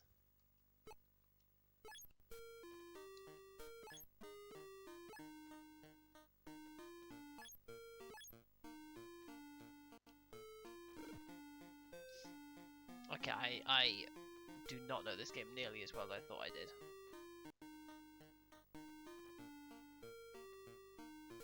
But I think I won? Deadwood? What? Okay. I do not know this game nearly as much as I thought I did. Undercut. Hand points. Okay, I won. So that's good. I got 31 Deadwood points? Huh? No gin bonus. Okay, well... What if I click out now? What happens? No, not allowed. Alright, let's try and figure out how to play. I thought it was just you make runs of pass. What? Oh my god! This is a visual mess. Okay, so give me the 2 of diamonds, so I can add that to my ace. I'm guessing by this logic, it does not count the ace as higher than king. But what are those cards in the middle? That's what I didn't get. Oh, that was because I had 1 heart. Okay. I thought that was like there was like 1 card just in the middle of the screen. I was like, what is that, like a free card? No, it's one of my cards in hand that wasn't being used for anything. Okay, now I'm with it. Now I begin to understand the game. Which is bad, because it's going to highlight my lack of skill. Should have got rid of the 6. Oh well, give me a random one. Randomize, oh yes. We're now on Operation Collect all the jacks.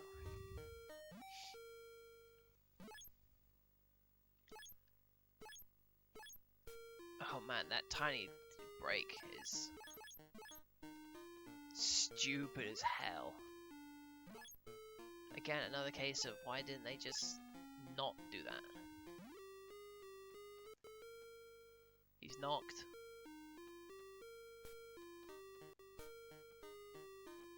Two, 3. What's 2, 3 doing there? 4, 4, 4, I understand. 7, 8, 9, 10, jack, I understand. What's 2, 3 about?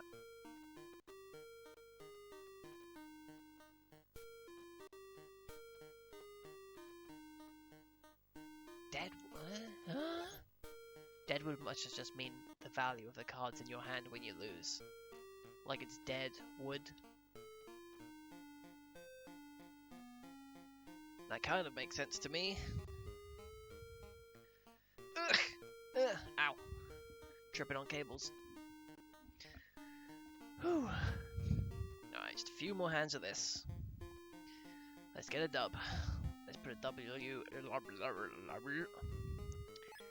That'll do it. Pass? You can pass? Since when could you pass? I'll take the 5 though. Don't need this 2 anymore. See, now I don't know what I can do and what I can't do. Why could I pass there?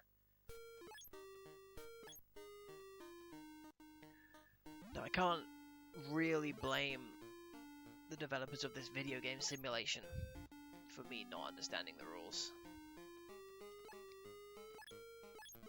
It is an extremely popular card game.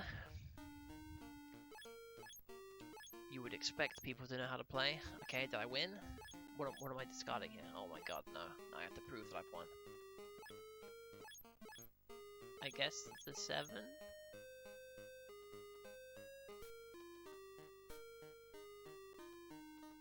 So I got 3 5s, 3 6s, 3 8s, and a 10.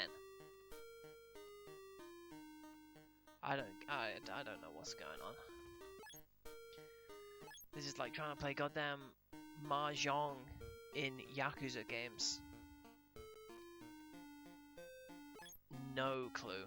Let's pass, why not? That is basically just like, no, you go first. No, I still have to go anyway. Whatever game. Whatever juego. This formatting of the hands as well is like confounding me. I get it, it's like about as good as you can do with NES graphics,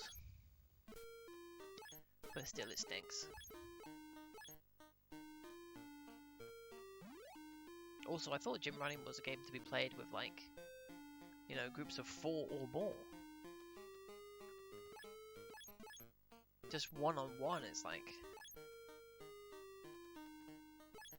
an intense experience, you know. Either you win or you lose. You don't get any benefit of the doubt that you like someone across the table from you had the pieces you need, so you're never gonna win. You had to get like a chain of trades going.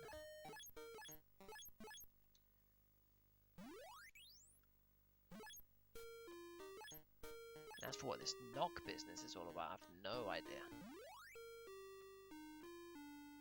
But he's just knocked.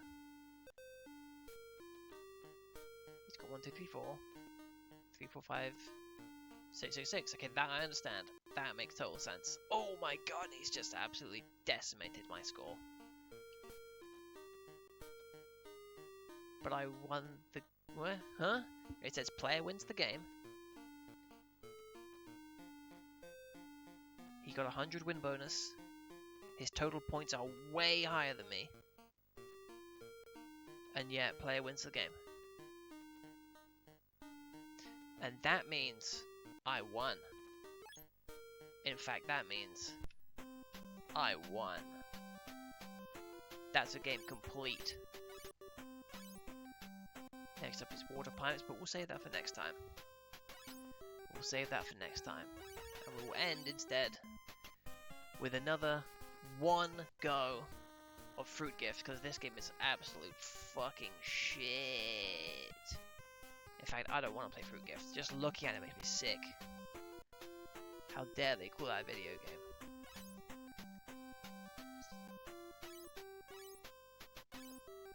Actually, what we should do is we should add this page to the tier list, which I completely neglected to do, which means unfortunately there's going to be a lot of waiting involved on your end, because I've got to set all this shit up on tiermaker.com.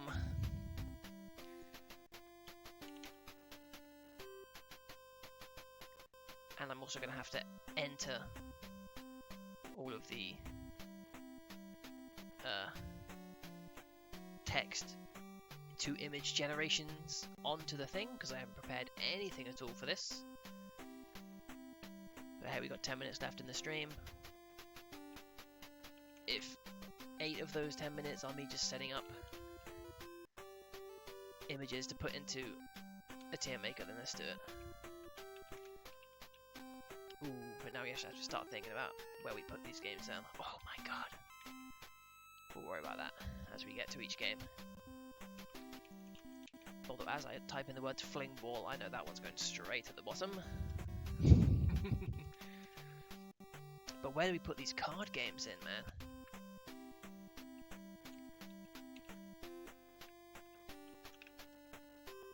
card games are going to be confusing, because by all measures, they are the card games they say to be. But playing single player against the computer is not so fun, even if the rules are, you know, as they should be, if everything works. Oh, I need 4.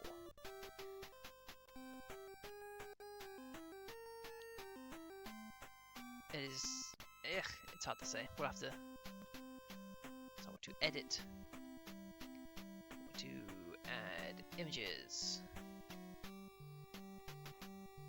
I'm going to add 25 through 32.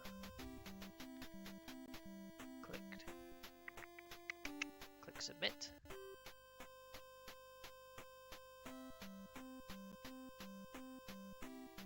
Can make it go.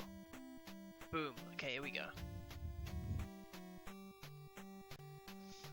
So now we have to load this back up.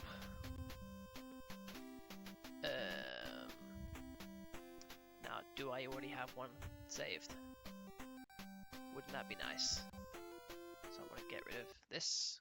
Hey, look at that! Look at that! Perfect. Absolutely splendid. Now maybe we could also get rid of this, this,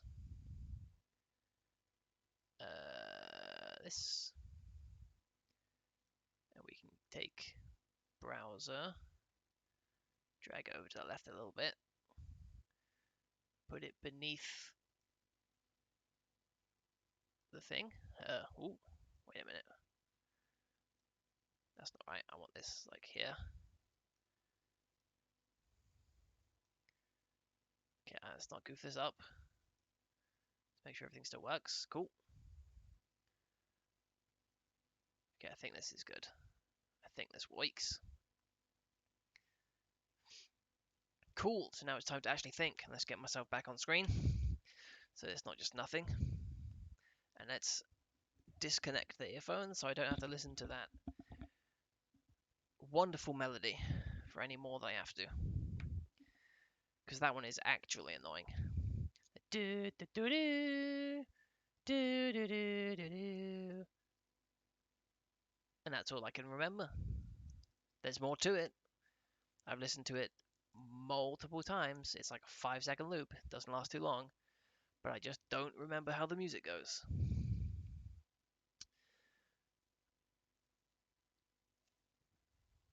An iconic trait of the plug and play device is that the music is all over the place, and the place is the toilet bowl.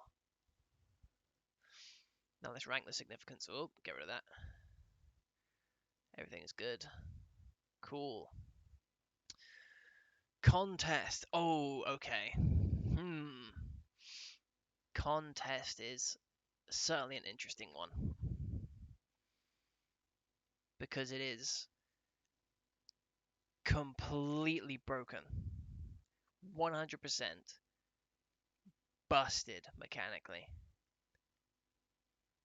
I might dare and say non-functional. But the brokenness of the game is in the player's favor, which is a delightful surprise. So I want to give it a higher score than it deserves. And just the visual sensation of watching an enemy's life bar go instantly when they should be taking like 30 hits and it instead takes 1/30th of a second to kill them. It was fun every time. And there were 100 levels to that game. 100 levels. And some of them lasted less than 1 second, yes. But I had fun every second. Which means contest goes Here. In the C tier. No, that's too high. That's too high. Yes, that's perfect. That's perfect. It is not quite in the realm of video game, but it's better than nothing. And the ones below it are kind of nothing games. Next up, Danger Bridge. Ooh, Danger Bridge. Danger Bridge is a game I have played multiple times off stream. Now that is a sign of quality. That I would even think of playing a game off stream. But it's also incredibly frustrating. The randomness kills it. But it kills it on the level of being a real video game. So by the standards of this plug and play thing, it's gotta be pretty high up. I hate to do it, but I have to put Danger Bridge. The first game, I think, I'm pretty sure Danger Bridge is the first game that I just straight cannot beat. Again, because of the randomness, because sometimes it is just literally impossible to win, but not always. That's why I played it multiple times, because I believe that I can win, and yet I can't. But it is fun. It is pretty fun, which means I'm going to put it just below the Wonder Rabbit Dive Man combination. Not quite full-blown good game, but it's solid. Now, is Crystal Blast the one with the airplane? Let me just have a look. The cartoon airplane. Yes, it is. Awful game. Get this off my screen, and it's glitchy as well. D. D tier. Barely functional. Purposely annoying game mechanics. Bad hitboxes. Awful hitboxes. Glitchy. 3 separate crashes. Hard crashes. Which no other game has done.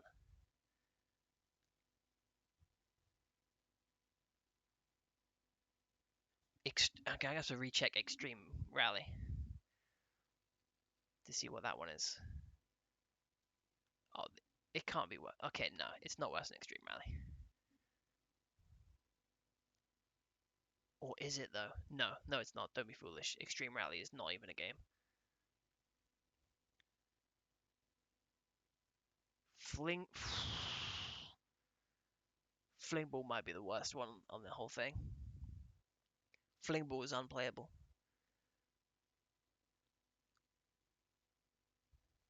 Flingball does not make any sense. You can't aim. It's a game about throwing a ball where you can't aim. And the computer can only aim directly into your own glove.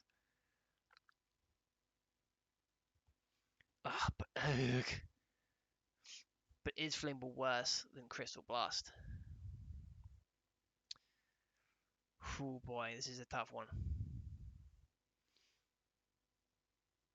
Is Flingball worse than Extreme Rally? Extreme Rally was like 2 minutes long. And you no, this tier, putting these games on a tier list was a genius move on my part, I have to say, because it just highlights how wide the spectrum of bad games are on this thing. Extreme Rally literally plays itself impossible to lose 2 minutes long. Flingball just non-functional. A game about throwing balls into objects to score points based on what objects they are, but you can't aim. You can't. Oh my god. Which is worse? A game that doesn't even let you try, or a game that tries to let you try and fails? Oh man, this is. Dare I put it below Extreme Rally? No, Extreme Rally is the threshold. Extreme Rally is the threshold of not even a game anymore. Now, Crazy 8. Whew, now we get into the real tough spots. Because Crazy 8 is fully functional. It's a card game. It follows the rules of the card game pretty much exactly. Its presentation is passable for what it is.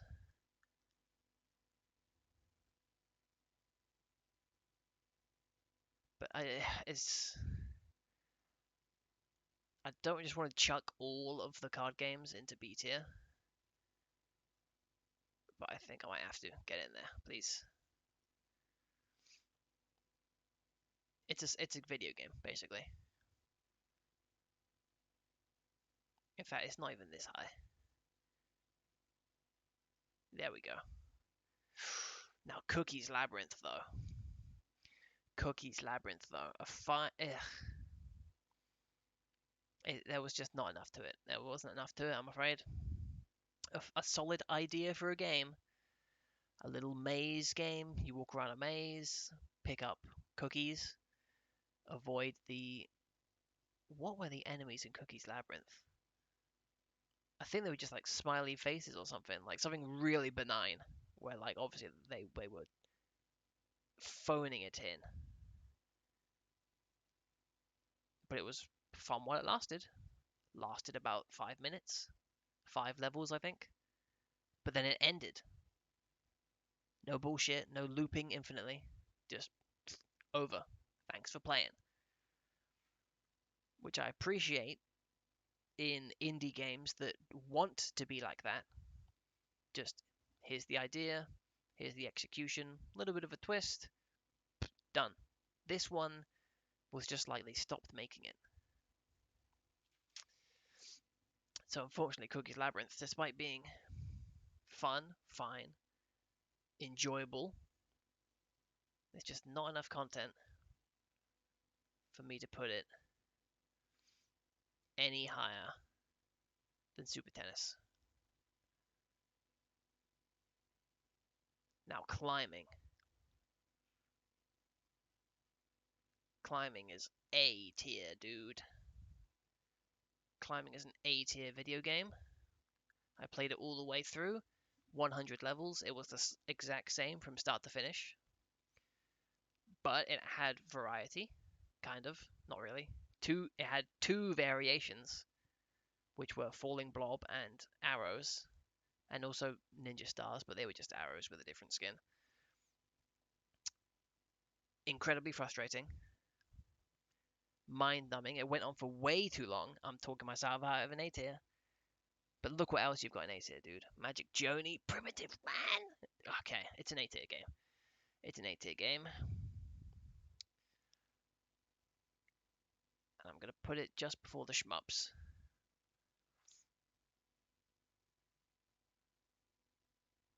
For the mind-numbing factor. The shmups, you fly around in space, it's high-paced.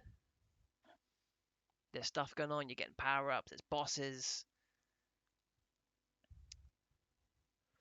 Whereas climbing, mad boring. In fact, I'm going to put it actually below. Better than Magic Joni. Better than Magic Joni. There we go. Now, Fruit Gift! Fruit Gift gets it. Oh.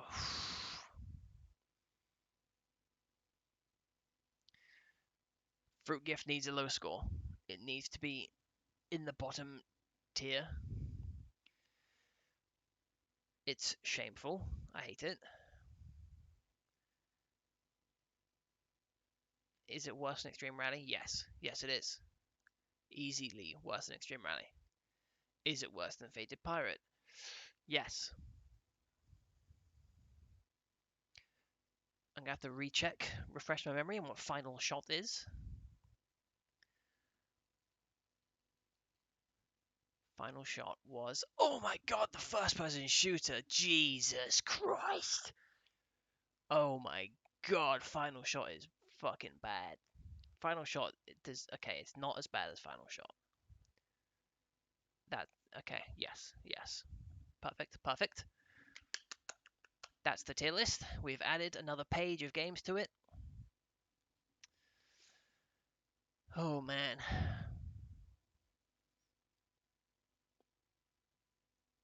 Just admiring it. I think that's solid. So we had 3 D tier games on that last page. Ooh, man. No wonder I stopped paying for 2 weeks. I mean, that and Elden Ring came out, and I literally have done nothing but play Elden Ring all week and the week before. Whew. But man, that is an enthusiasm destroyer. Crystal Blast, awful game. Sucks. Glitchy as well. Crashed. Like, crashing. Not even just like, the game reaches a certain level and then there's no more levels to load, so it just goes back to the title screen. Hard crashes. Unacceptable. Fling Ball. You can't even play that game. That game's not even worth attempting to play. And then Fruit Gift. Fruit Gift is disgusting. Just a disgusting experience. That they would even try and impose that upon me for buying their goddamn system. No. Bad. Bad Power Joy Limited. Is that a registry? Yeah, right. Ain't no way they managed to get registration on the phrase My Arcade. Disgusting. Any new A tiers? Climbing. Yeah. Not the highest of the A tiers, low. Just barely snuck up into the A tier. And this is in retrospect.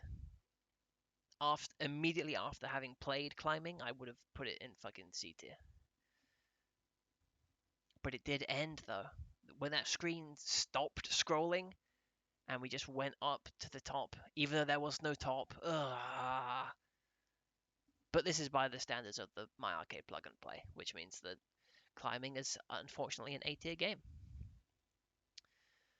Oh boy, well, that was fun. I enjoy doing that more than I enjoy actually playing the games. Nope. I should really. There we go. Boom. Perfect. A good stream. A fun stream. Let's get back to the thing so we can all see. We played 3 games. Wonderful sucked. Ghost Castle sucked. Gin Rummy sucked. But nothing offensively bad. Nothing good, unfortunately. And the future's looking bright. Water Pipes, hopefully, will just be Pipe Dream, which is a fun game, hard to mess up. Possible to mess up, they will mess it up. But they'll have to try a little bit. Go Fish, card game, skip. And then those last 3 games have enticing titles. Oh boy. The future's looking bright for My Arcade Plug and Play 221.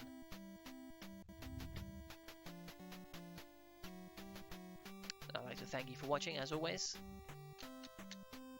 Don't know when I'll return, but hopefully it won't be 2 weeks from now. Unless they suddenly drop Elden Ring 2. In which case you'll never see me again.